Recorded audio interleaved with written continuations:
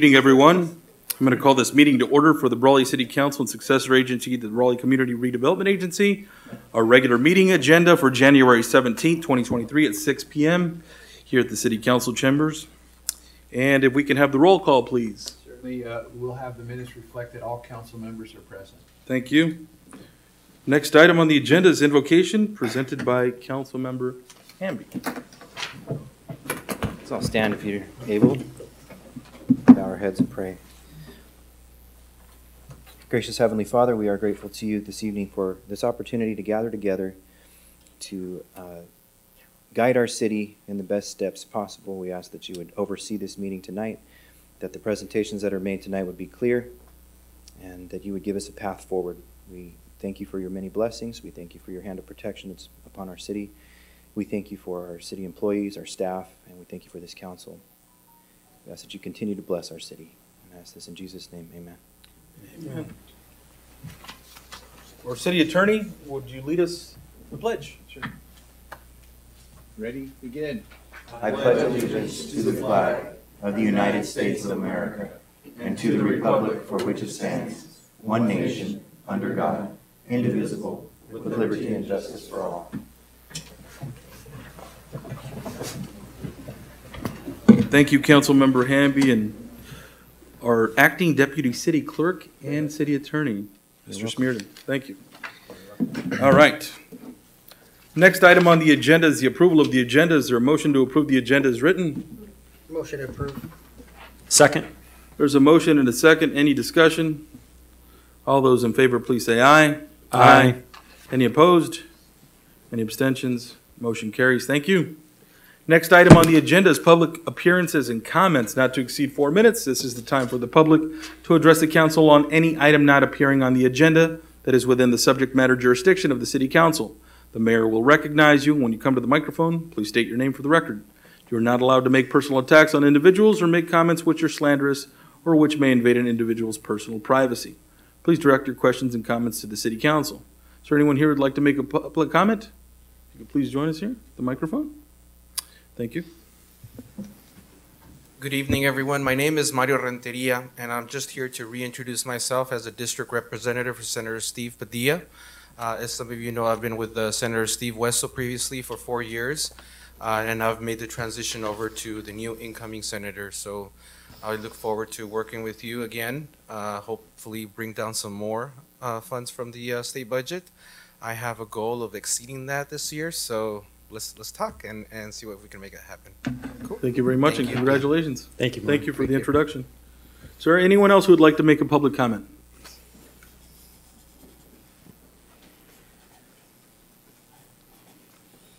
How you guys doing? Good evening. Good. Back again. Back again. Yes. Just to give you a little update on where we're at, I've met with Rachel and I've met with Tyler, and we've talked a little bit. Gil's helped us out a little bit as well. Still no progress on us getting a building. Just to give you a little rundown of what we've done from the last time we've been here. We had a tournament yesterday in San Diego where all our wrestlers came home with medals. Come on in, more parents from Team Tough. How you doing? And we went to Southwest 2 weeks ago, took over that, ended up first place overall. All the local teams that were in that age group, we ended up getting first. My point here today is just to address again the importance. If you go now outside, pretty sure it's pretty fresh. Our kids are out there wrestling outside right now. No holds bar. They're doing it. And I don't think it's kind of right. I've looked at locations around here that are empty, and there's a possibility for us to find something. I just need you guys to support help. You guys asked us for insurance. We provided it. And we still don't have a building. I'm not asking for state-of-the-art new stuff, something that our parents, that us, can keep our kids indoor. Our mats are taking a beating. Right now they're torn up. We have to tape them every time, roll them up, put them away. We've had rain. We've had mist. No restrooms for the kids. It's been difficult, but we're called Team Tough for a reason. We don't want to discourage them. We'd rather keep our kids in sports and schools rather than drugs and gangs. This is one of the moms whose daughter is queen of the mats. She's a freshman now wrestler. She's wrestling in the varsity wrestling level. with this team, with Team Tough, for about 5 years now. We have another mom that's here also. Her daughter's also wrestling at the high school varsity level, who come from Team Tough. So we're producing champions. So it's not lack of. The only thing we're asking for is just a small facility where we can put our bats and leave them there so we can practice, not have to be rolling them up every time or being out there with a blow dryer or with a blower trying to dry them up so we can get the kids. Or most On the importantly, mats? not losing our children. We already lost 10 kids from the last time we met because parents are kind of pushing a little bit of the sickness, them getting sick, them trying to recover, them trying to come back. I'm just asking for you guys' support. That's I it. would also think that the kids would be like discouraged and not want to go, but they love going. They do it Monday Regardless through of the Friday, weather, Monday through they're out Saturday, there. they go. We have parents that are out there right now sitting in chairs because there's nowhere to For sit. instance, I drive all the way Why? from El Centro every day for practice for my kids. So. And we call it Now Valley because we have people from Calexico, El Centro, Heber that come to Team Tough to practice. We're a We family. have people that come as far as from El Cajon to practice with our kids, from Coachella to practice with our kids. So we've been doing it for the last 7 years together. And all we're asking for is your help, your support, very important. Just support us. I mean, everything we're doing is out of our pockets. We're not asking for stuff. All we're asking for is just a place where it has a roof over that we can These use. kids grow, give them some fundamentals of life. I don't want to as see well. these kids on the streets. We already lost 10 kids. I don't want to lose another 10 kids next time we have another meeting. In the past, where have you practiced in the You know, past? we were practicing at Snap Fitness, but that eventually sold out, and the new owner decided to expand, so we were left without somewhere to practice.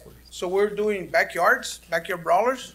That's what we're called during summer because we're doing it in everybody's backyard. Every parent would put the mats 1 week here, 1 week there, and it's produced to where we're at right now, which is Boys and Girls Club outside. And like I said, and our mats are taking a beating, most of all. When we try to practice sometime with the mist, it's like practicing on ice. Kids slip, they can get hurt. We don't want that either. Not only that, these kids go year round. It's not just one season. They go year round. Yeah, So we don't summertime- stop. Summertime will be coming. The heat will be coming as well. So anything you guys could do to help us, I mean, for the second time, I mean, I know. Well, I'm going to keep bugging because I'm a parent and I have 3 wrestlers. Sure. My youngest daughter is 8 years old. Is there an opportunity to work with another like agency aside from just the city? Because we do have maybe limitations in our space, but like a school or any other. We were told about maybe doing practices on the junior high school basketball courts during the evenings because there's usage where we can put our mats there, store them on the side, not have them get damaged, and practice ourselves and come back out. But you know, that's as far as, like I said, I don't want to push too hard, but I mean, we're looking for a facility that Sure. maybe we can also rent out where it's reasonable because Like the All- senior center or something. all the prices are extremely high for us where, you know, like I said, we're paying for a lot of these tournaments and it's not, Certainly. yeah, it's I not easy. understand. Yeah, so I'm pretty sure you guys do, especially being wrestling dads, some of you. And so that's what I'm saying is if you guys can help us out and say, hey, all we're asking for is Monday to Thursday practices. Fridays, Saturdays, Sundays, we're always usually at a tournament or somewhere doing something. So just Monday to Thursday from 6 to 8 indoors would be a great opportunity for these kids. Some of these kids that have to lose weight, they can't because it's too cold to lose weight because they're outside. So, I mean, you know, we have to go to different options, different Sure. things. But if you're practicing indoors, you're sweating, you know, you're letting it all out. Understood. Yeah. So Understood. And to have Any- the kids know that they've got support from their Sure. hometown, from their city, from the Brawley they're representing, from from the, everybody. They've yeah. got support Right. from everybody. Yeah. It's great. It's an item that is obviously being discussed with our city manager and our Parks and Rec manager. Is there anything you'd like to add, Tyler? Well, sure. I'm sorry, can you state your name for the record again? Yeah, Joe Velarde. Joe Velarde. Sorry. And thank you. I'm a team dad, and I also help out during the tournaments. So we did meet, Rachel and I, the Parks and Rec manager, with the coach at Senior Center. We took a look at that. It wasn't feasible for multiple reasons. The Lions Center, we took a look at, but unfortunately, like most of our facilities, there's multiple requests, uses all ongoing. a big part of that is for the chief's program with PAL. It's taken up a lot of that room. I did reach out personally to the high school to try to get something, put them in touch. Billy Brewer, the AD, has his information, and he did say he would contact. I don't know if he has or hasn't. I haven't heard from anybody. But, and in addition to that, Rachel and I brainstormed, and we sent, I believe, Rachel, right, multiple properties that are vacant and the names and owners of those people that potentially could use. The Boys and Girls Club has an issue with some infrastructure, hardware, IT hardware stuff that's out in the open, so they were concerned about that. We've done quite a bit to try, but unfortunately, as far as the city facilities goes, it's pretty tough unless we give up some other program.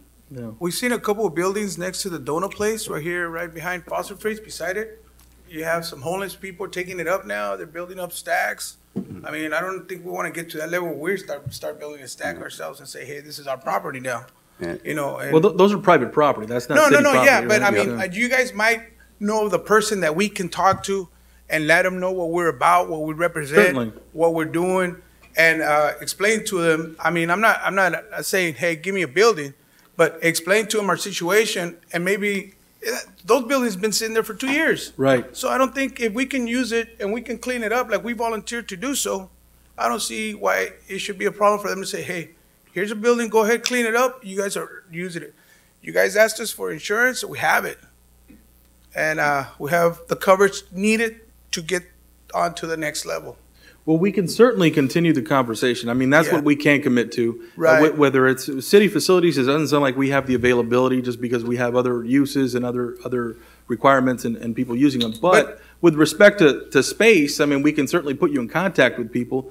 There is no guarantee that they will, allow it, right? But in the meantime, even if we could use the junior high right now, that the premises aren't being used during those hours, those times, because I've done my homework a little bit. That would be with And, the and just so their elementary math can be board. taken care of, I mean, somewhere where we can go in the meantime and practice until we solve this problem. I'm not saying solve it right now. I'm Right. saying, what can we do to move on to the next step? You have a comment you'd like to? Yeah, no, I think, Ms. Farther, I think the city's been put on notice, I think not just us, but the public. I know Superintendent Ronna Fox, I'll get in contact with her as well. I think the school, probably this elementary school district probably has more facilities in the city, whether it's, one of the school sites or not. So I think Ms. Sanchez, Trustee Sanchez Banda is watching right now, so definitely know that they're hearing this. And I know they've put on notice, so we'll reach out as well. I'll work with Tyler on informing the administration at the elementary school district, and then we can make calls to some of the trustees, and whether at the elementary school or high school. Because I met with Eduardo Garcia, was it 2 weeks ago, I believe? He's a good friend of mine. We used to go to school together. And told him about us, and his people reached out to us, and they're trying to work with, they're trying to work with Parks and Recs about how we can facilitate. I just met with Dr. Reese today, a good friend of mine I went to high school with, and just told him a little bit about it. Didn't get around to it too much. He was a little bit busy, but that's all we're asking for. Sure. Just if we can work at. Yeah. Some support from our city. Yeah, because Well, you're getting it. I mean, you're getting it. definitely, You're yeah. having the conversations. We absolutely are. Like so. I said, and we're Yeah. creating champions. We can't create space. I want to make Yeah. it very clear. We cannot create space. Oh, yeah. I know what you're asking for, but we cannot create space in the form of we can't displace other groups just to have a different group, right? No. Yeah, we're not asking But for. we certainly can help and facilitate the conversations with the school district and whether we can do that for sure. Yeah, And so- definitely. And like I said, if that's possible at those hours, at those times, I mean, we can find somewhere to do it. Right. If it can be something just indoors, so we can do in the meantime until we're able to find a place where we can say, hey, Right. we can have this. And place. and we've committed to that. So Yeah. Councilmember Rebelor has committed to reaching out. He's a former board member of the school, of that particular school district. So he has contacts there and he'll reach out. And then our city manager will as well. So we'll make that effort for you and make sure that you're in contact with somebody. I understand the frustration. I understand what you're trying to do. And I certainly understand trying to help. But we will absolutely do what we can. With respect to city facilities, we're just limited. I mean, that's just the Right. fact.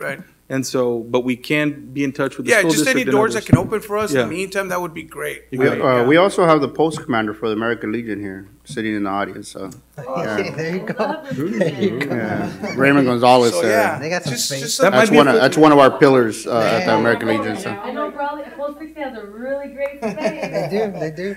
There you go. For that? So, yeah, and Yeah, thank you very much for your time. I appreciate it, and hopefully we'll come back next that- month and we'll have some great news for you as well But about that our may be a wrestlers. contact for you too, not to put you on the spot there, but that may be something that, you know, this is how Apologize, public forums Commander. work, you know, and so this is how public forums work, you know, you get an opportunity to speak up and there's people that are listening, so. So, yeah, Yeah. anybody out there listening, There you please go. feel free to contact us, and it's for the kids, it's for the future, You got it's it. for Brawley wrestlers. We Yeah, appreciate it. it's a Thank good you. All right, spot. There's thank you, guys. restrooms, there's all kinds of stuff. We did a bunch of work there a couple years ago, and it's ready. You guys could just talk to the commander. He might be able to make it happen for you guys. No pressure. No pressure. All right, thank you very Thank much you. for your time, guys, Thank you. appreciate it. Thank you, everybody. Is there anyone else who'd like to make a public comment or has a public appearance here of any item not appearing on the agenda? Hello, Hello.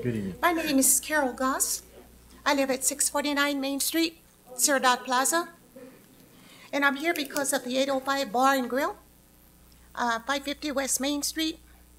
And I'm here because of the loud noise after 10 p.m.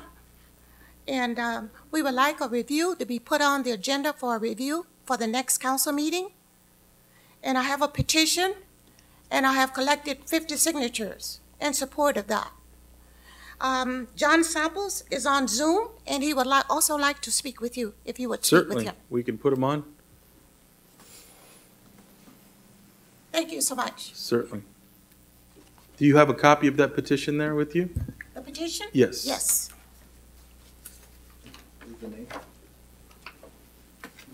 The name of the attendant there, who is that? John I'm sorry. Sample. John, Johnny on wheels. I'm sorry? oh, Johnny, okay. John Samples. Yeah, there we go. I don't see him. Maybe he's iPhone, no? Called me earlier. Thank you.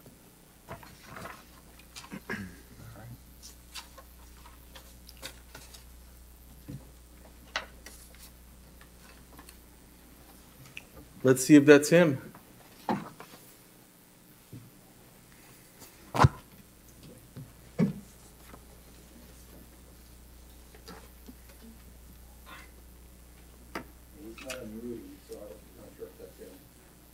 All right.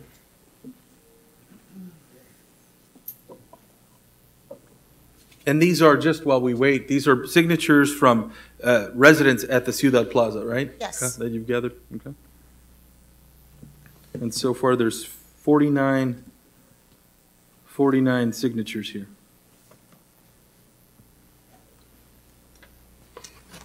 We'll put that down for our records as well, so. I think we're having some difficulty connecting with him, but in the meantime, is there any additional comments you'd like to make with respect to that request? I'm sorry? Is there anything else that you would like to add while we wait for Mr. No, that's Stefan? it. That's it, That's okay, it. all right. Thank you so much. Thank you very much, we Sure. appreciate your comment. Thank you. Is there any, there's not anyone connecting, so we'll go back to it if we need to. If there is a public comment and he'd like to make it, he's welcome to do it. But we will move on. So, just for clarification, it was regarding, that last public comment was a petition that was signed with respect to the 805 location, the bar and grill, and it's a petition to stop loud music after 10 p.m. And there's approximately 49 signatures, and we've saved them for public record. All right, we'll move on for the moment, but is there anyone else who would like to make a public comment on any item not appearing on the agenda? Any online comments? None? Okay, we're going to move forward. Thank you all. Yes. All right, so the next item we'll move on to is item 2B, and we are going to ask Katie Alcantara Santillan, the Pioneers Memorial Hospital District Board President, to come up and make that introduction of the Chief Executive Officer, please.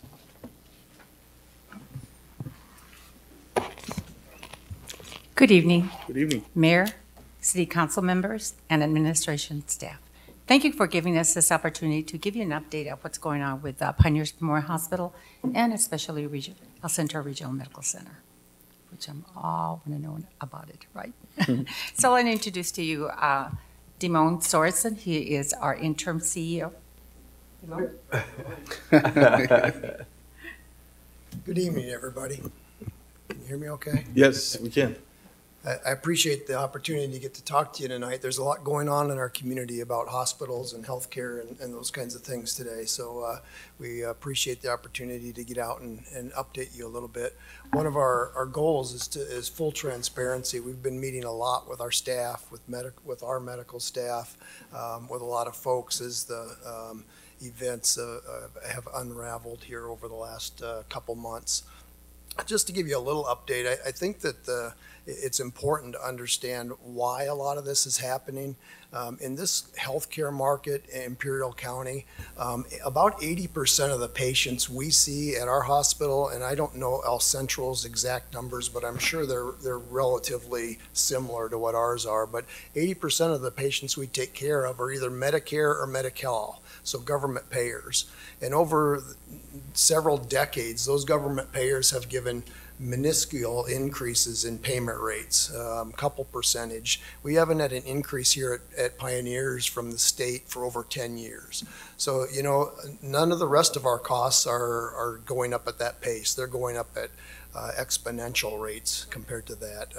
Pharmaceutical costs alone are double digits usually every year. Staffing is a big issue in healthcare. With everything we've been through over the last several years, a lot of people are getting out of healthcare, so we cannot recruit nurses and doctors and staff of any sort to come work for us. It's very difficult, and so we end up with what's called a contract staff, a registry nurse who costs us 3 times what it would cost to have a normal employee in our organization. We spent over $8 million on contract staff last year. So those are some of the pressures we're facing, and I think that over the years, you know, that's just built up to a point where the financial struggles for particularly hospitals in rural communities is at a point where it's very difficult. I've been here since I actually started working with Pioneers around the 1st of September to help identify opportunities to turn those financials around. And I always tell people, you know, if we'd have come in and not found any opportunities, I'd really be scared. But we did find a lot of things that we can do to turn our numbers around, and we've been kind of working since then. I started full-time the end of October to help implement some of those things and to begin to turn our financials around. And we're kind of at that point where things are starting to go back the other way now. We've started several initiatives. Some of those take some time to pick up steam, but we're very optimistic that our finances are going to be much different in the next 3 months, 6 months, a year than they are today. But that's kind of what's happening at El Central as well. They've been dealing with some of the same issues. I think their issues are more severe, so we're seeing much more drastic, draconian moves. Most recently, you've probably all heard a lot about, they reached out to us on December 14th and let us know that they were going to close down their OB-PEDS program. And we've seen a lot of social media, a lot of things in the press about that in the last week. But we have been working furiously since that time. They actually discontinued taking new admissions into their program at midnight January 4th, and as of the midnight January 8th, they were no longer in the business. So we've been working furiously to be able to provide that service in the community, and we are perfectly capable to do that. We've been very successful. We've hired about 25 of the nurses from their hospital to come down and work at ours. Space-wise, you know, we have enough room. You know, deliveries unfortunately don't come at a steady rate. There's 10 today and 1 tomorrow kind of thing. So on those busy days, we're going to be pressed a little bit, but we've got plans to kind of move people around and do some things. We do have a good plan and the space to do it. We have top-notch providers at our facility. Our OB-GYN and our pediatric staff have been heroic in this. Our leader, Dr. Wu, who's the head of the department this year, has been working every day with the emergency departments at both El Central and Pioneers to make sure protocols in place, because there still will be a need for people to go straight to an emergency room when they're in that situation. And they've established the protocols to help those ED docs and staff be able to stabilize and to get those patients where they need to be. So we're very excited. We're going to have a really good program. We're going to be, with these volumes, we're going to be one of the top 5% programs in the nation. There won't be that many that are as big as us. So it's really an opportunity for us to do some really neat things with our obstetrics. So we're pleased to serve the community, and that's our whole focus. We want to continue to make sure that the community is served in healthcare and has that service going forward. We've also been having some conversations. El Central, the city council passed a resolution on November 4th to send a letter to both our hospital and the El Central Hospital asking us to come together and work together in whatever that might look like, in a shared service arrangement of some sort. We didn't receive that letter, and so didn't really have much conversation till late November when we got the letter. They actually came to we had a special board meeting on December 31st where they came down and presented to us and asked us to enter into a formal due diligence situation where we could kind of look at options and see where we go to bring the two facilities together. And you know, in this community, I think that makes a lot of sense. It's in a competitive market where you have to duplicate a lot of things, in a payer mix with all the government payers we just talked about, it's very difficult to succeed with two places. One hospital in this community could do tremendous things, though. There's opportunities to get enhanced reimbursement through the Medicare program. There's a special designation called a Soul Community Hospital. I actually worked at one for almost a decade of my career. And what that means is that you're the only hospital within a certain mile radius. And I think it's 25 or 35 miles. The one I worked at was 75. Here it's a lot further than that to the next hospital, or it's at least an hour, to the next hospital. So with one hospital under one license, we could get that enhanced reimbursement. And then you think about all the duplicate costs and things that we have. Their consultants have estimated that's between $20 to $45 million a year that we could cut out of the healthcare system and make that more efficient here in Brawley. So working on a lot of things. Unfortunately, we're not sure exactly where they're at and what's happening. We hear things almost daily about other programs closing, other things going on. So we're kind of reactive. We do communicate to some degree, but at this point, we're kind of in a reactive situation. We will be looking at engaging a team of experts to do that due diligence tomorrow night at our board meeting and have some conversations then with their folks and kind of see what those options are.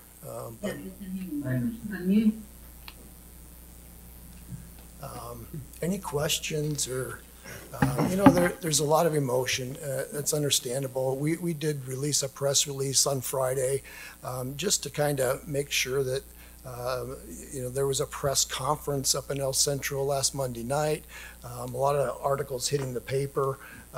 So we want to make sure that folks know what's going on from our perspective and sometimes what's really happening, because some of the things you're hearing are true. Some are just a little bit off base, and some are just actually not, they're inaccurate.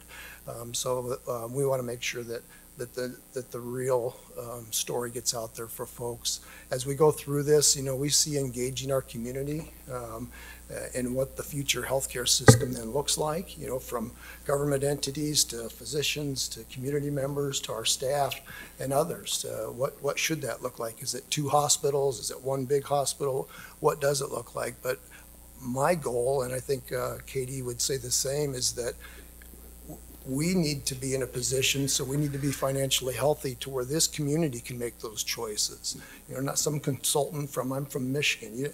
I don't know California hardly at all. So their consultants are from Washington, D.C. The people of this community should be in the position to develop that strategy and paint that vision for what the future looks like. And in order to do that, we've got to be healthy financially, which we're going to be, and continue to have some service here until we see what unravels and how we put the pieces together.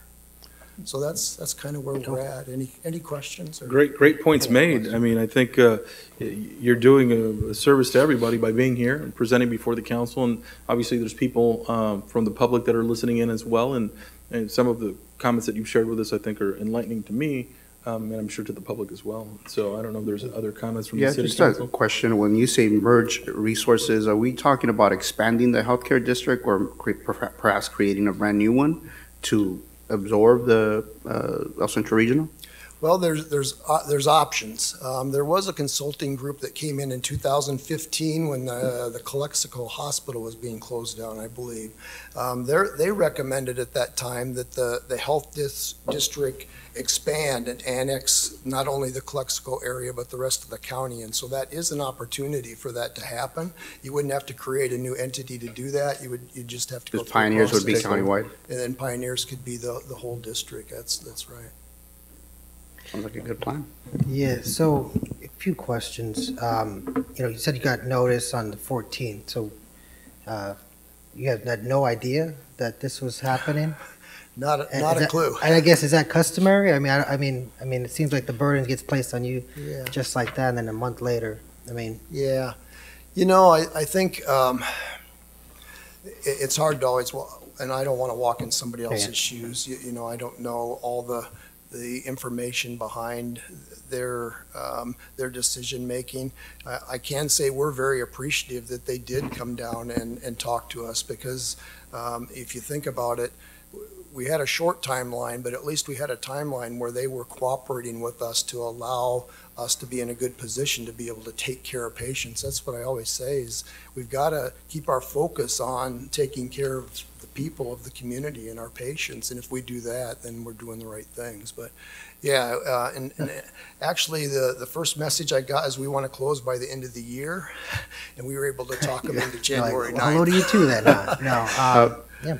Mr. Sorensen, you mentioned also you wanted to get the community involved. Currently, are you out there looking for community engagement, or are you planning on that? Or?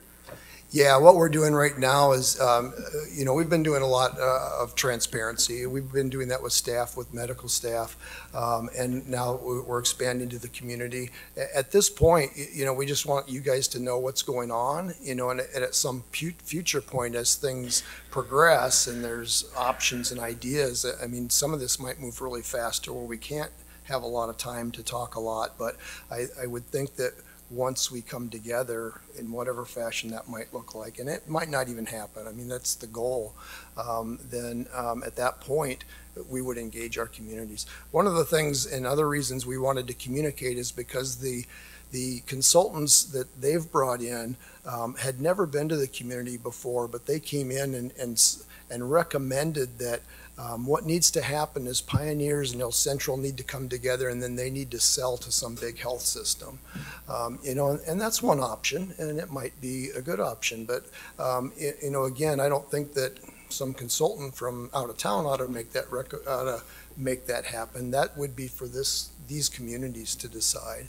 I think that if you look at our two hospitals together, we are just under $300 million in net revenue. So the spend of healthcare of our community is that there's $500 million or more that goes outside the community.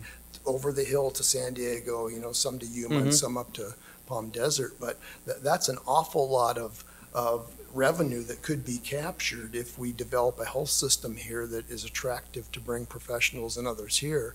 That creates jobs. I mean, I've heard it said, I don't know if it's accurate or not, but I've heard it said that for every healthcare job you create, there's 2.5 others that throw off in a community. I don't know if that's accurate or not, but I mean, there's certainly other jobs that would throw off, because healthcare jobs, physicians and others are generally pretty good paying jobs.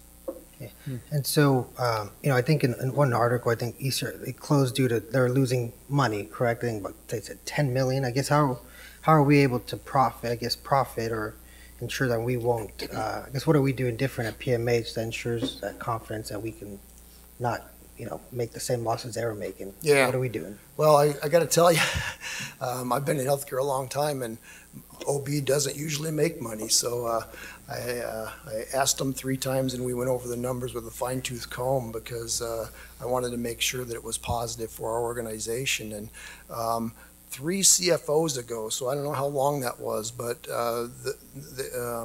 was very successful in negotiating rates with the state for what we get paid for our OB service, and so we do make money on it. So that's part of it. I mean, I think that 10 million that you heard, they said they were going to get rid of a $5 million loss out of their program, and they were looking at moving some of those nurses to other places, because they've got a lot of these contract people that I mentioned as well, about twice as many as we do. So they were looking to reduce costs in those ways as well. Yeah, I do have one final, if I get my soapbox here for a bit. Sure.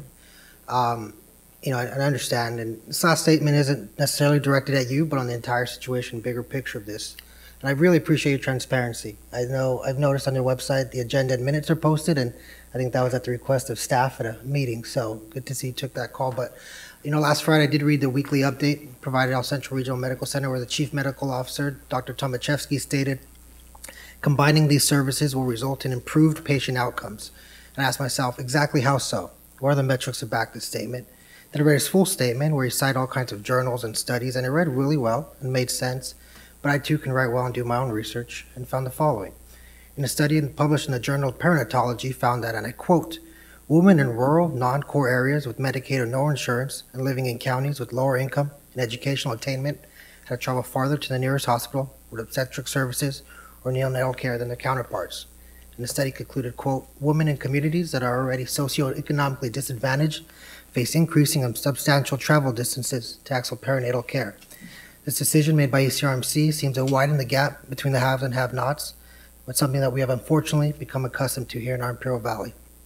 In another study published by the Journal of Obstetrics and Gynecology found that the closure of obstetric units in hospitals across the United States has disproportionately affected patients living in rural areas, and concluded that, quote, longer distances to the delivery hospital were associated with greater risk of adverse maternal outcomes and NICU admission, end quote. Longer travel distances to hospitals provided obstetric care may delay the receipt of prenatal screening interventions and have been shown to increase pregnancy patient stress and anxiety.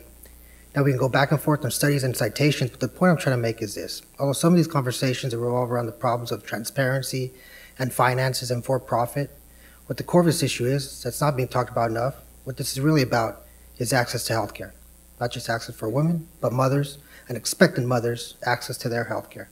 Here we are in 2023 in a progressive state of California, in a rural county, in a socioeconomically disadvantaged region, in a brown community, seeing literal miles being put between mothers and their ability to access their own health care. My hat's off to you and your staff and all the public officials speaking out on this, as this is a serious health equity issue. You see the word equity flown around a lot, especially among us politicians, usually as a buzzword, to be quite honest, and yet here we have before us a decision made that is seemingly widening the health inequity here on the Imperial Valley, and I hope more will speak out regarding this matter. Thank you for your willingness to come to this council and audience. I really appreciate it. And I said, I'm sure you get the key stakeholders to discuss and guide the vision of healthcare in our Imperial Valley. But I just didn't want to get that off my chest. So, Thank you, Mayor. And thank you. Councilmember. Is it my turn? Councilmember Wharton, I think you had to comment. Yeah, I'm just saying because this is such a big topic, and thank you for both being here. Pleasure to meet you for the first time. Thanks for the introduction, and Katie, of course, always has been dedicated in leading that board for many, many years. Just my comment again about that, it's access, quality, as well as reimbursement, sustainability. If you don't have the three, you don't have healthcare. So we can beat one, sort of third of the pie, all we want.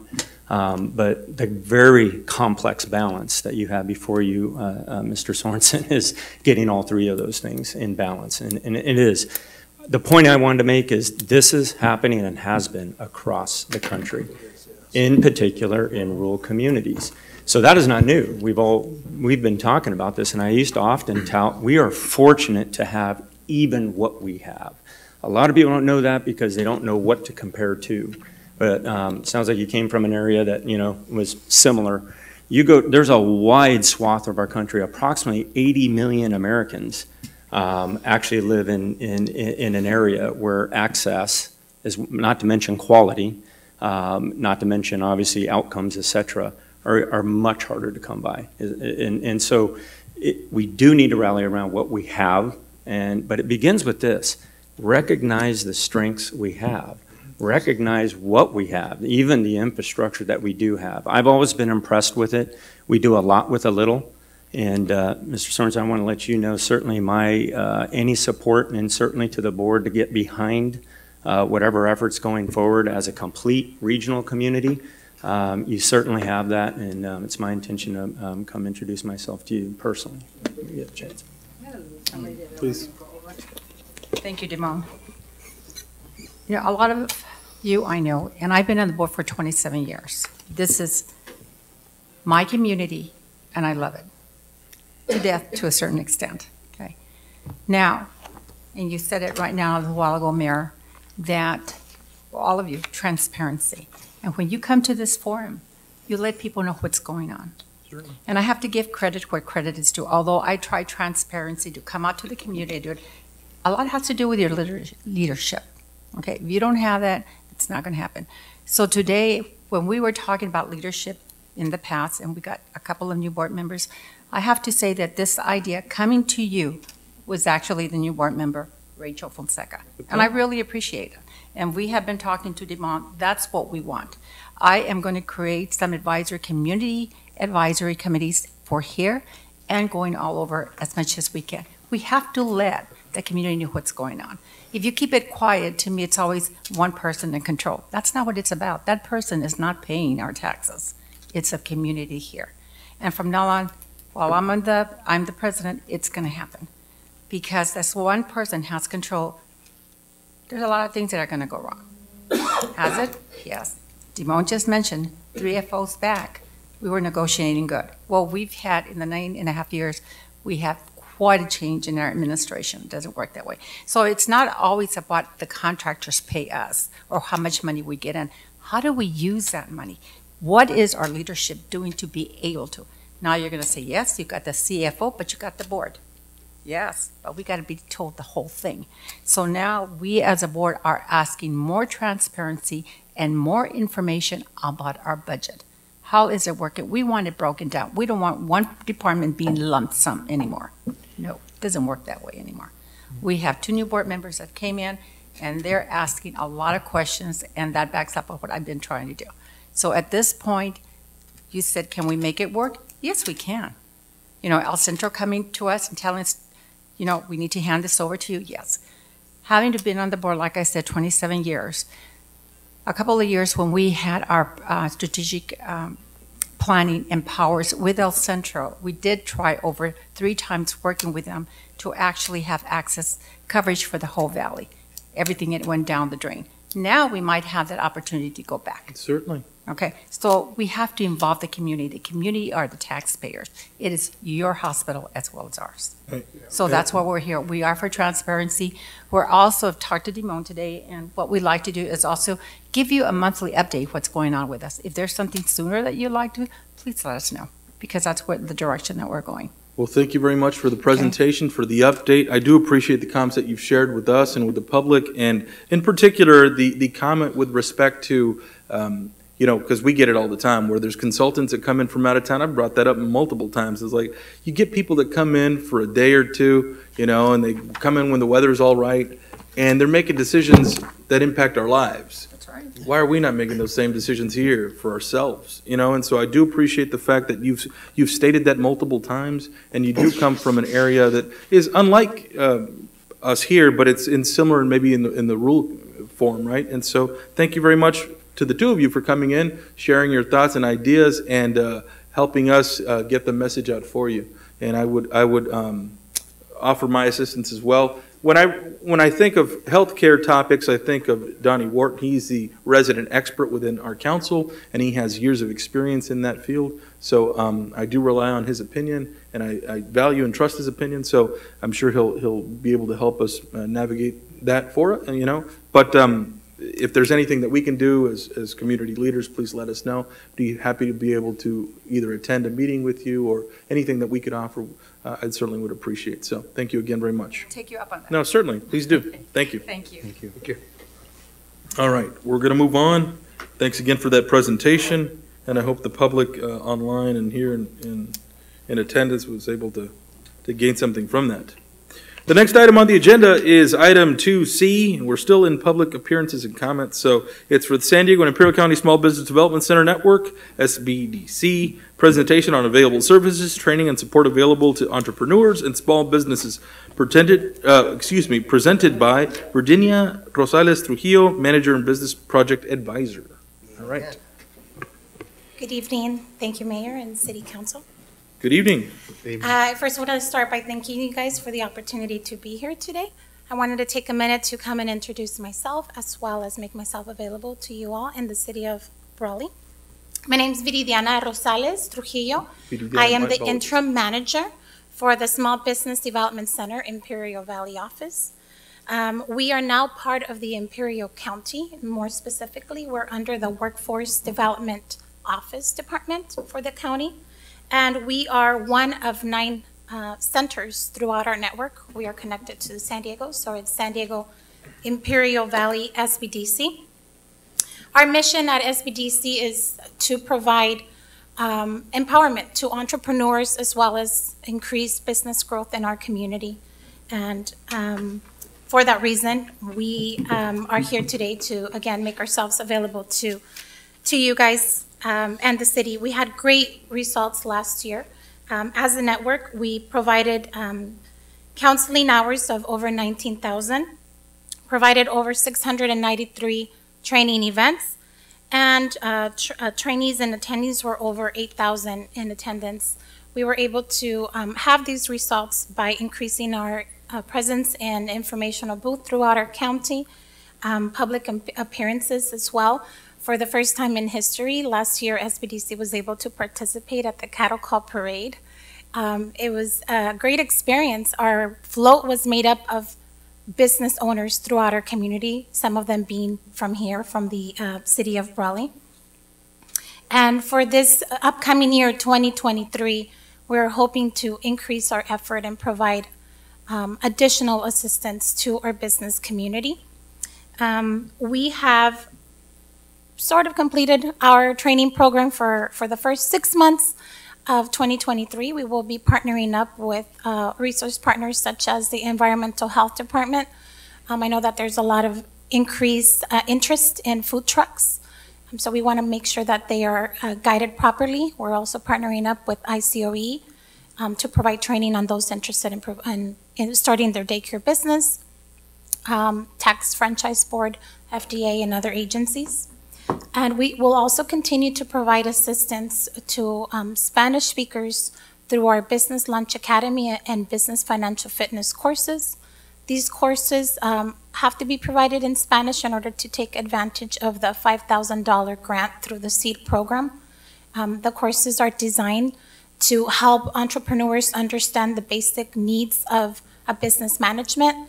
We help them through and guide them through a business plan development, how to understand their business financials, such as a cash flow, profit and loss statements, balance sheets, and then help them navigate a little bit through a marketing strategy plan. That is pretty much I have for today. Again, I wanted to take that opportunity to introduce myself and let you guys know that, again, our mission is throughout the Imperial County. We've had the pleasure of working with many business owners here from the city of Brawley, and we hope to continue to do So for this 2023. Juliana, thank you very much for the presentation. Is there any questions from the council? Any comments from council? Thank you for coming. Very nice to meet you. You just took over that position, correct? I did, Okay. just August of last year. All right. No, thank you so much for coming and You introduce also had yourself. a very successful client recently won a contest about, right? Can you We share? did. We had one of our participants who went through our Business Launch Academy training. She was always there, always on time, always willing to participate, take notes, had a million questions for us after classes, and you can tell that her interest in starting her business right was there. After that, she was encouraged by one of her family members to apply to a grant program also for entrepreneurships through Despierta America, which is a televised network out of Miami. She participated with different entrepreneurs through the entire United States, and she credits a lot of what she learned with us at SBDC as part of her success. She came on top, and she was able to beat out every other entrepreneur in the United States and was awarded a $25,000 grant towards her business.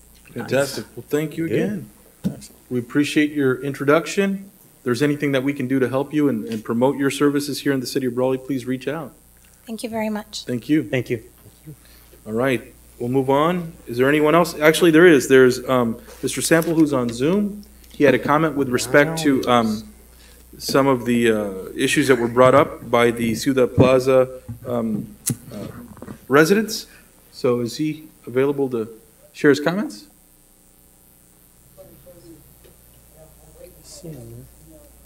Oh, his volume. No, he looks like I can hear he's him muted. barely. He's muted. Is it his volume? He's muted. You got their voices in your head. Or is that somebody else? That's outside. No, it could be you. By the door.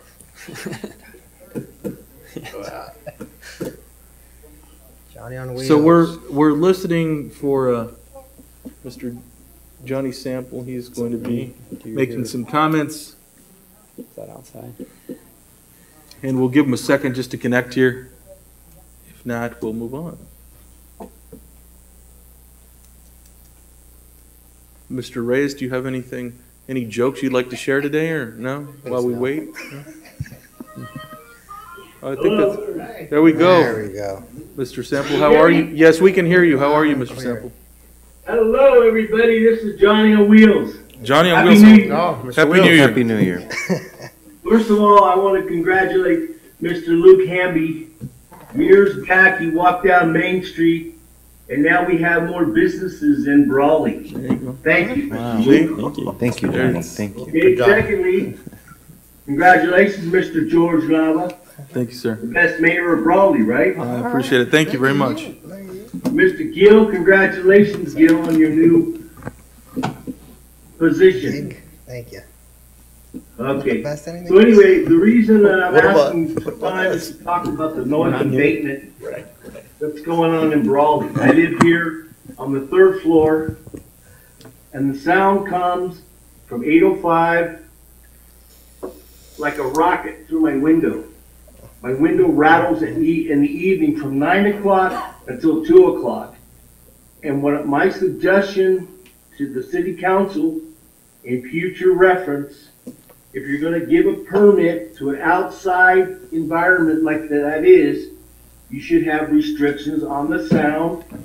And there's no reason that that music can't start at 7 o'clock and be done by 11 o'clock. That's my suggestion. We need business in Brawley, and I'm gratitude for that. Mr. Sample, thank you very much. There were some women here that presented their concerns as well. They did bring in a petition. It was signed by 49 residents. I believe you may be one of those residents. Yes, and so, yes, I am. Yes, I am. And we appreciate your comments. We're quite frankly, or quite honestly, I should say, I'm not quite frankly, but quite honestly, this is the first I'm hearing of a complaint. So we'll address it with city staff and see if there's anything that we can do to follow up. But we will certainly be in touch. Mr. Sample, I know I see you around town, but we will reach out and we'll see what we can provide to help alleviate some of that pain. Okay, great. Okay, last but not least, ADA compliant. Mr. Gill, Mr. Luke, Mr. Lava, you know how important ADA compliance is important in every city, and every person in a wheelchair deserves equal and quality of life. And that's next on the agenda. Is there a comment that you'd like to share, or just with respect to the,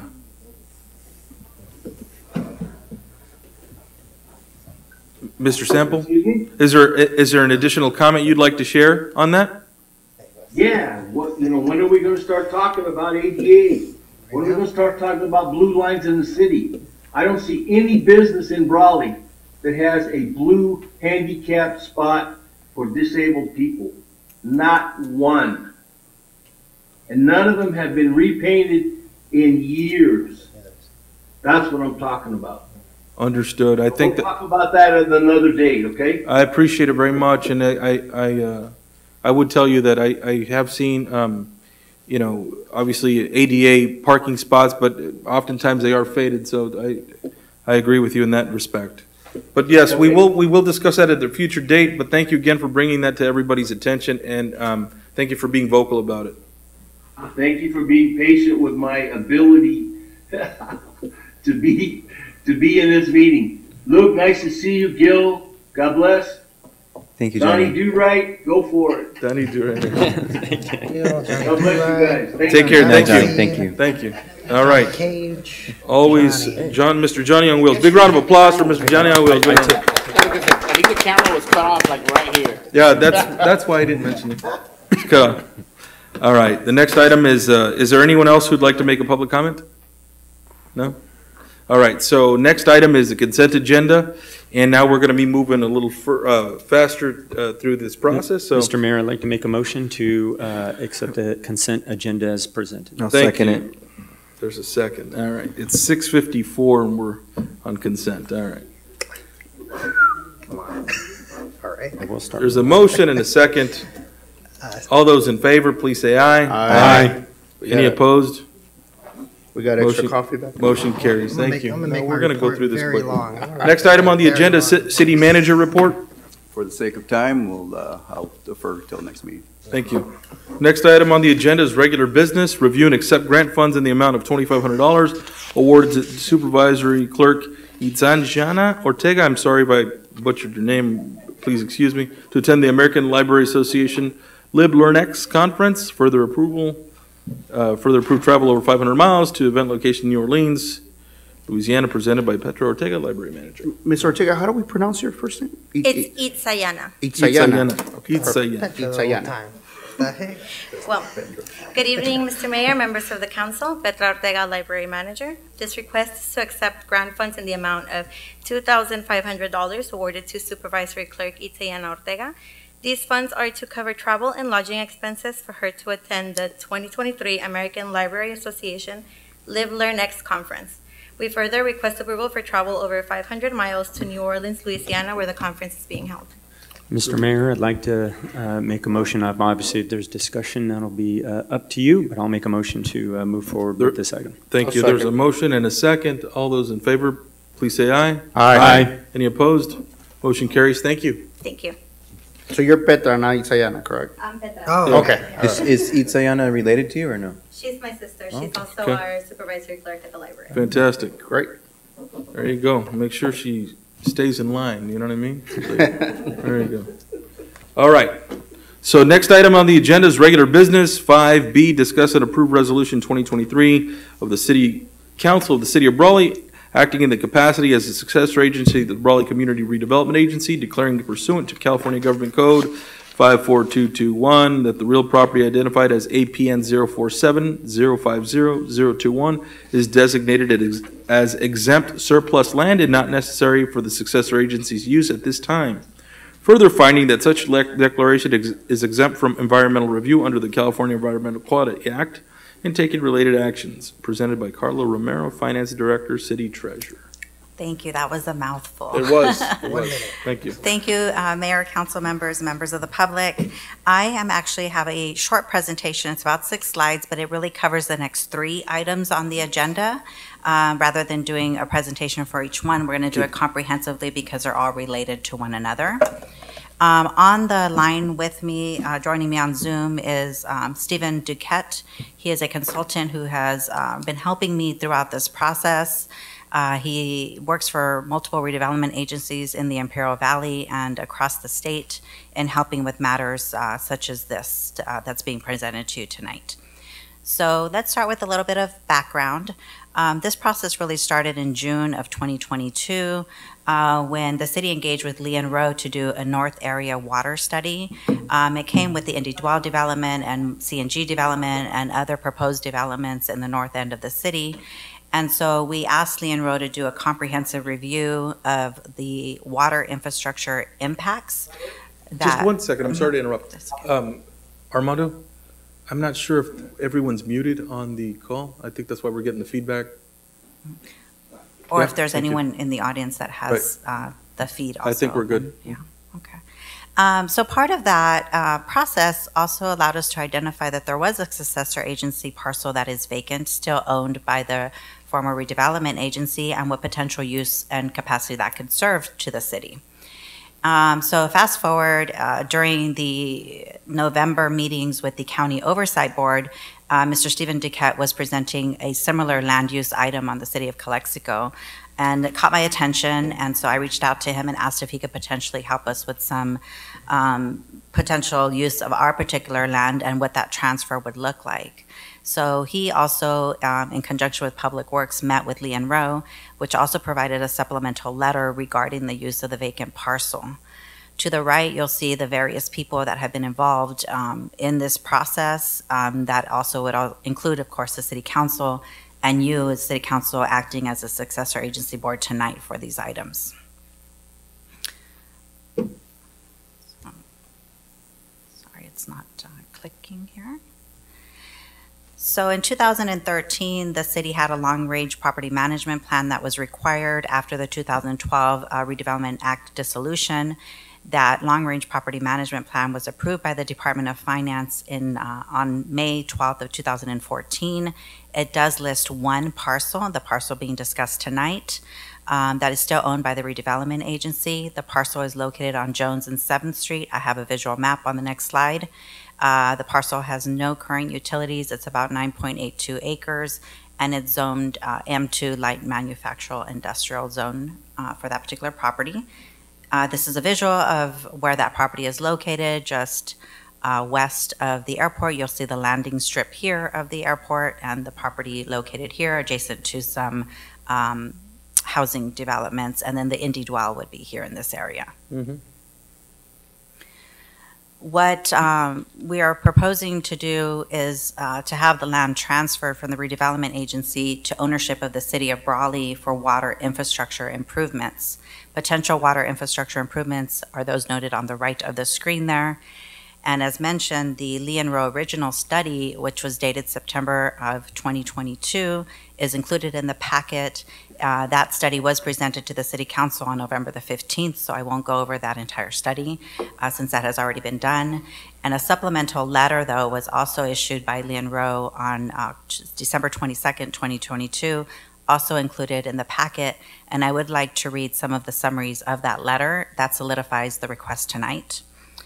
In order, as stated in the letter, it says, in order to refine the updated water management plan related to the north area of the city, Lee and Rowe performed a study, state hydraulic analysis using the city's computer water model for the combination of scenarios of existing and build out and demand conditions, including the average day, maximum day flow, and peak hour flows. The goal was to determine how the current developments in the north area impact the city's water distribution system. As a result of the above mentioned items, with consultation with city water department staff, and the location of a new 4 million gallon water storage tank and pump station would be proposed on the successor agency parcel that is currently vacant. Significant reasons that the site is a superior location for the new 4 million gallon tank and pump station are as follows. The site is approximately on the same hydrostatic pressure gradient as the existing 3 million gallon water tank located at the airport property to the east of the vacant parcel. The site is immediately adjacent to a residential area that will benefit from improvements to the water system, including but not limited to improved water distribution reliability and resiliency. The site is vacant and not currently in use, meaning that it can be readily used for current water system improvements without delay and allows for future expansion. And last but not least, the site is owned by the redevelopment agency, meaning that an eminent domain or threat of eminent domain process is not required to obtain the site, meaning that it can be readily used for current water infrastructure improvements without delay and allows for future expansion of the current water system. And there are various items noted to the right because we wanted to provide the utmost flexibility as we continue to explore the potential uses. Obviously, these are all potential uses, but we can't have everything on that one parcel. But we also didn't want to narrow the scope so that the Department of Finance would allow us to do any one of these as they continue to progress going forward. I have one or two more slides. So there are three requests, as I mentioned at the beginning of the presentation. One is to designate that the parcel is exempt from surplus land and not necessary for the successor agency at this time, which is the first item. The second item on the agenda is transferring the parcel to the city for the essential waterworks government purposes noted on the previous slide.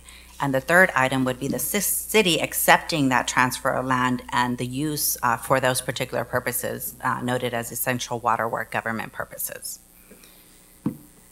So this requires several approvals from several governing bodies apart from just the three items tonight in front of you. Next steps would be that we would have to get approval from the County Oversight Board as well. And in this particular month, we're hoping to take this on the agenda. It'd be the final week of this month. And then we also have to take it to the Department of Finance for review and approval, and also to the California Department of Housing and Community Development. Then after all of those people approve the transaction, we could start the actual transfer of land ownership, which would require title and escrow to be opened and completed. There's a lot of oversight. But ultimately, if the city doesn't use it for this purpose, we'd have to sell it for low-income housing, which already exists in the area and doesn't bring any additional revenue to the city. Yeah. So I'm happy to take any questions, and Mr. Duquette or I can answer them. Are there any questions from council at this time? Any comments? I got 20 questions, Mayor. No, I'm kidding. No questions. No questions. There's no cost. I think I forgot to mention that there is no cost to the city for actually taking possession of the ownership, other than a lot of the heavy lifting we've already done with consultants and staff time to take this to the final end. So it would basically be myself and Mr. Duquette doing all of these final items here that are left. I did have a couple of questions. Once the transfer is complete, does that begin a property tax assessment that the city will be responsible for? It'd be tax exempt? It would continue to be tax exempt under city ownership. Tax exempt. Okay.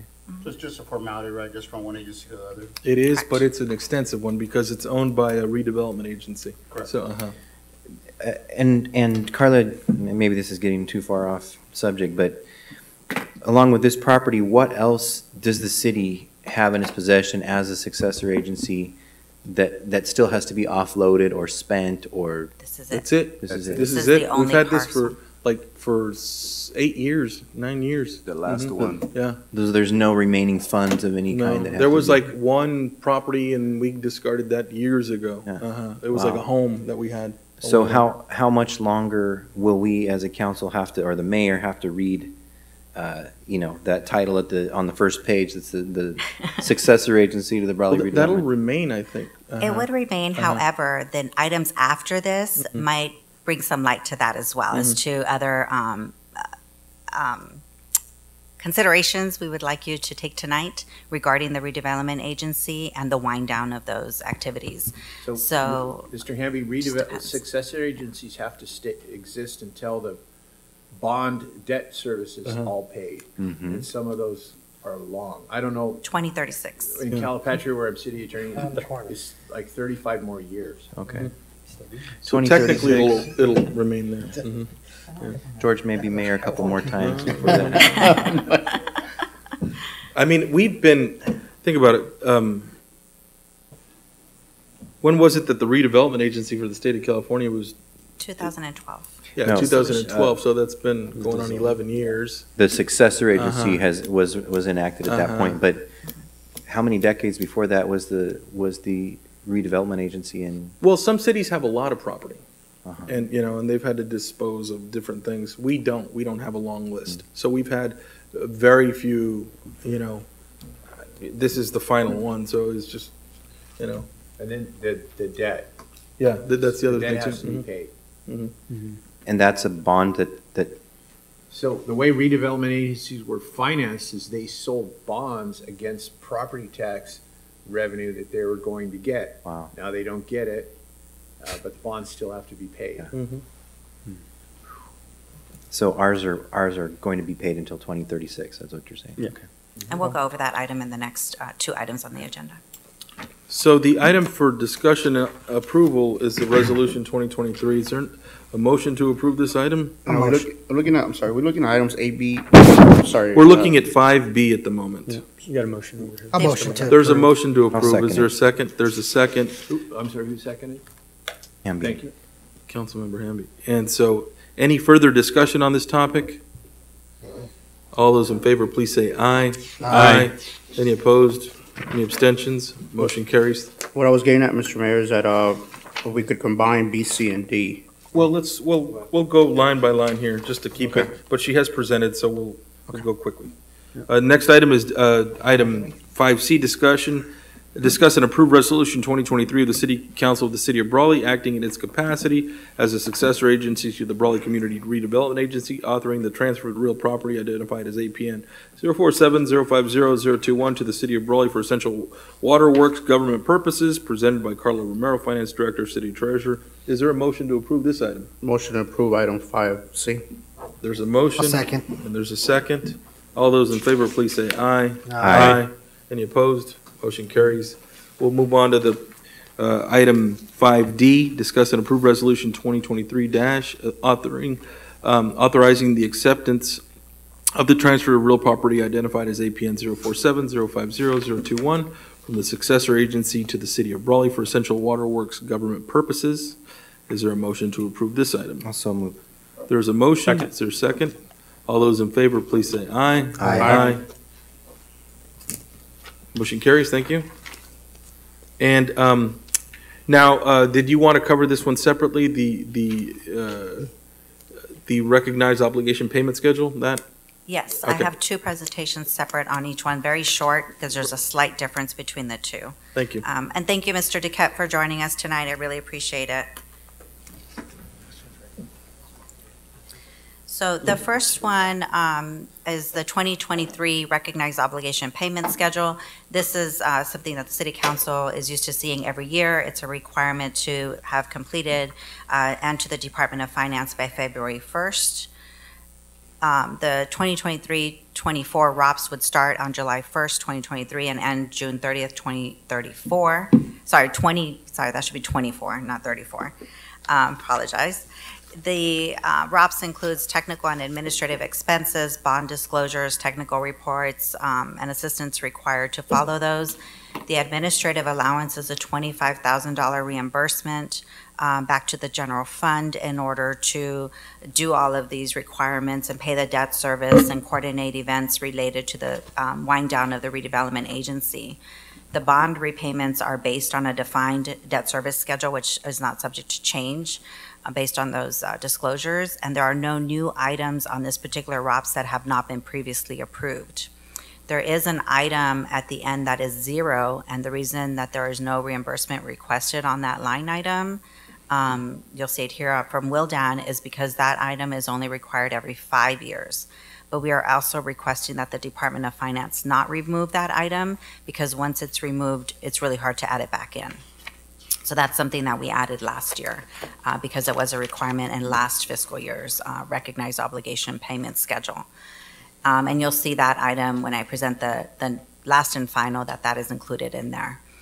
So these are the particular items that are noted. The item numbers correspond to what the Department of Finance has issued, so they're not in sequential order. Those mirror what is in the ROPS schedule. So we have Bank of New York Mellon houses the the bond covenants and requirements, and so they have a fee that's required every year. Bar Wells prepares our bond disclosures and also disseminates them on the Emma website.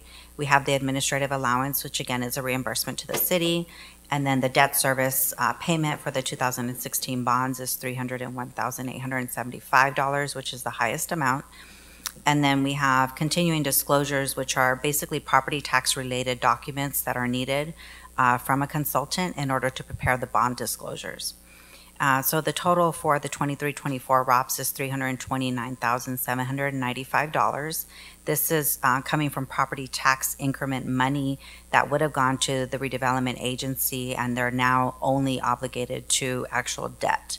So before, the city would get millions of dollars for redevelopment agency, and now the state only allocates the money that's approved through the recognized obligation payment schedule. The remaining amount of the property tax gets distributed to the county and other taxing agencies, and then a small increment back to the city as well, which is considered redevelopment property tax trust fund money. So one more slide here if I can get the mouse to work. The next steps for this particular item, again, it would require the County Oversight Board approval, the Department of Finance approval, the County Auditor Controller's Office review and approval. And then once that is all completed, then the city would get its first 23-24 ROPS payment in June. Payments come in June and January of each year for these particular obligations. And that really concludes this one. And I can answer I know the question is, why do we have two? And so I guess before you consider this item, I can explain what is happening. I reached out to the Department of Finance. The city is eligible to file what's called a last and final ROPS, which is the next item, and we'll go over the details of that item next. But in order to do so, the city has to, they asked me to do both the 23-24 and include the 23-24 in the last and final. The Department of Finance will then determine which one they want to accept. They may accept the 23-24, the analyst, or the analyst may decide to only accept the last and final, or they may decide a combination of that where they accept the 23-24 and the last and final without the 23-24. And that gives them the opportunity to choose, right? Yes. Yeah. And so that is why I had to do double the work and have to work with the analyst at the Department of Finance to determine which direction they would like to go in. How about that? They make it easy for you, huh? Of course. Right? Yes. Is there a motion to approve this item? I'll make a motion. And Carla, again, thanks again for the great presentation explanation to distill all this for us. So several steps, so I'll make the motion. I'll second. There's a motion, a second. Any discussion? All those in favor, please say aye. Aye. Aye. Any opposed? Any abstentions? Motion carries. Thank you. Next item is item 5F, adopt resolution number 2023- to approve the last and final recognized obligation payment schedule for Brawley Community Redevelopment Agency for the period of July 1st, 2023 through June 30th, 2037. Further direct staff to submit approved reports to the County-wide Oversight Board, Fresno County Auditor Controller, the State of California Controller, and the Department of Finance. And we've discussed this previously just now. And so is there a further presentation that you'd like to share with us? Some minor details that are a little bit different from the 23-24. Should be pretty quick. Okay. This does cover the entire period until redevelopment dissolution. And so what we had to do was do projections. Not only the bond covenants are set, but salaries related to administrative costs are going to increase over the years. So are potential consultant costs. And so what we did was estimate about a 3% increase every 5 years. And we had to do projections out till dissolution until 2037. And so all of the tax increment that the city would be requesting is included in these documents from now until dissolution. The one item that is a particular decrease or change is the administrative allowance. And the reason for that decrease is because staff would not have to do this item every single year and go through the process of approval every year. However, we still have to do the bond payments, coordinate those, still have to look at redevelopment agency laws as they continue to change. And so we are asking for some administrative allowance in return, but it's not the full $25,000. It would be closer to $17,500 on an annual basis. The bond repayments are still based on the defined debt service schedule. Again, we cannot add any additional items, which we're not doing in either one of the ROPS. And the successor agency can't be subject to any litigation in order to even be considered to file a last and final ROPS, which we are not subject to any. These are the benefits of actually approving a last and final ROPS, so that we would not have to do the annual ROPS. We would not have to do the annual cash reconciliation. We would not have to prepare and present these items as a staff level to the various government agencies on an annual basis and work with the analysts, which is sometimes very time consuming with the Department of Finance. And it just provides guidance on an ongoing basis. So we are allowed 2 amendments. So it doesn't set everything in stone. We are allowed to do 2 amendments if they are needed. For example, if interest rates were to decrease drastically and we were to have savings from a refinance, we would then have to file an amendment to the ROPS. It's very important to note that there are 43 agencies in the state of California out of about 450 that have a last and final ROPS approved.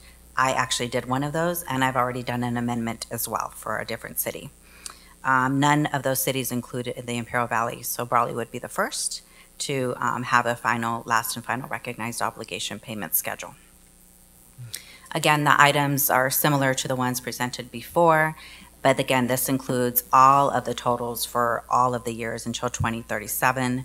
And again, that last item before was a 0, but now it includes the disclosures required for the particular every 5 years, and then the final year there's 2 requirements to close out the bond. Same process, still requires lots of approvals, lots of oversight. They'll review all of the projections, including those 3% potential increases year over year. The Department of Finance will determine if they are reasonable and what they approve, and then they will issue a final determination letter, and they have 100 days to do so from February 1st, which is when we anticipate to turn this into the Department of Finance, along with the 23-24 ROPS. So this is a very similar timeline to the other. So we would be doing multiple things with the Department of Finance in the next 100 days, including the land transfer as well. So that concludes my presentation. I'm happy to answer any questions you may have. And Carly, just questions here? Making a point on this item that, again, all that was described would be no additional, there's no new financial impact. No new additional financial impact. It would just be solidifying and letting the county and the state both know how much tax increment the city is anticipating to receive on an annual basis. It really helps with long-term projections as well from their end. As property taxes continue to increase in redevelopment agency areas, we are setting aside the monies that belong to the city of Brawley to wind down the successor agency activities. Thank you. Yeah. Thank you. Is there a motion to approve the item? A motion to approve. Second. There's a motion and a second. Any discussion? All those in favor, please say aye. Aye. Any opposed? Abstentions? Motion carries. Thank you. Thank you. All right, next, thank you very much, Carla. Next item is, will be presented by Councilmember Gil Revelar. He has requested potential action to approve a letter of support to the city of Calexico for the resolution adopted December 29th, 2022. Resolution 2022-79 of the City of Calexico was action taken to proclaim the existence of a local emergency due to the releasing of a substantial number of immigrants seeking asylum into the City of Calexico by the Department of Homeland Security. Yeah, so I do know we have a member of the Calexico City Council here. I don't know if you'd like to share anything prior to the discussion.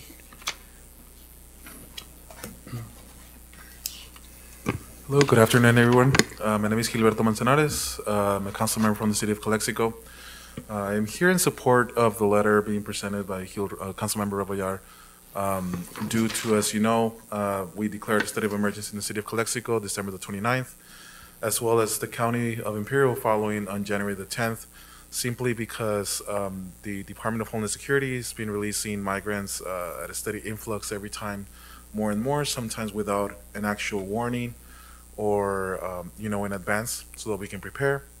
The goal is to reach funds from the state federal level because we are trying to avoid these asylum seekers from becoming eventual homeless in our community.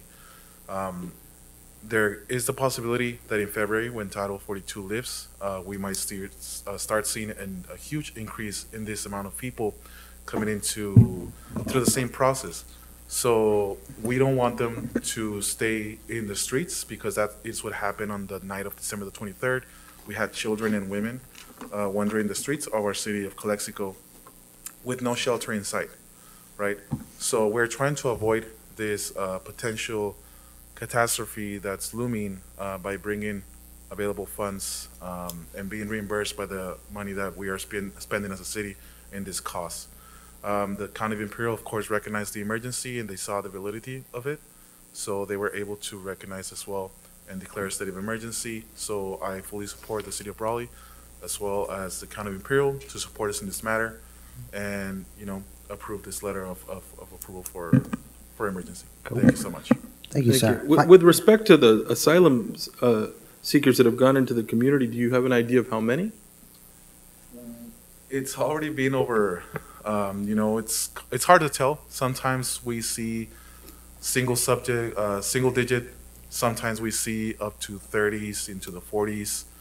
It really is randomized, as a city. So you don't have an idea currently? In total, I guess in total? Do you have In total? I wouldn't really be able to tell you, just because there hasn't been that much of a communication with certain agencies. Yeah. We've been trying to extract exact numbers. I believe the Department of Social Services have the exact figure that presented to the county on the last meeting, but I don't really have that number right now with me. But you could say anecdotally. I mean, like you said, you're not counting heads, but I mean, dozens, Right. hundreds, Over 50? thousands. Well, it's over 100 for sure, because they've Yeah. been steadily being released every single day except for Sunday. Sometimes multiple times a day. So in every, I guess you could call it load, it would be like a dozen and then another dozen and then sometimes 2 dozens. So really, there is no way for us to really put a number on it, except for the Department of Social Services. And and the notification too, sometimes there's hour, sometimes it's 5 minutes, sometimes it's, 30 minutes ahead, in the middle of Dropping the off night. 10, yeah. So Just got a question. Go Yeah, ahead. just, is this, out of curiosity, being, we are a border county, but you're the border community, no question, with the port of entry, et cetera, there is a notable difference. So this, obviously, we're declaring this. Are you seeing something different today than we saw 2 years ago, 3 years ago? it is years different, simply because the shelter capacity is the shelters are at capacity. So that's why the government is being forced to pretty much release individuals into the streets, which didn't happen before, right? They would send them to the city of Imperial, they would send them to the facility in I believe, Holtville, but now they're at capacity, so they're just releasing them into really what is used to be the old Greyhound station. I'm still unsure why they're being released there, since that is not an operational bus facility. Since a lot of these migrants have a sponsor somewhere else in the country, so their goal is to leave, right? They don't want to stay here. And we don't want them to stay here because without any context or resources, eventually they'll become possibly homeless people in our community as well. So that is the current problem right now, and that is why we are declaring a state of emergency in the city of Calexico. We just simply, as you know, we do not have the resources for this. Yeah, and so this is a letter of support. This isn't our own emergency declaration, but it's to support that, because it's one thing to declare a state of emergency, but it has to be approved by the state or FEMA in order to get that reimbursement. So this, I believe, letter helps solidify their case, so they can get reimbursement. And I think it's just a show of goodwill to our neighbor city of Calexico. We never know when we might need their help on something, and so. And they're expending resources, right, from public safety to law enforcement to social services. It's really stretching out your resources. You're already thin resources, we know, being in a city, thin. Correct? Yeah, no, we are pretty much stretching our public safety thin. Our police chief is involved, our fire chief is involved, and as you know, we don't have that many resources. So this is definitely something that is putting a lot of taxing on our public safety, as well as, our downtown area, which is already being affected by other socioeconomic factors. And this on top of it is just, it might be the nail of a coffin there, so. And, you said release, and they're being released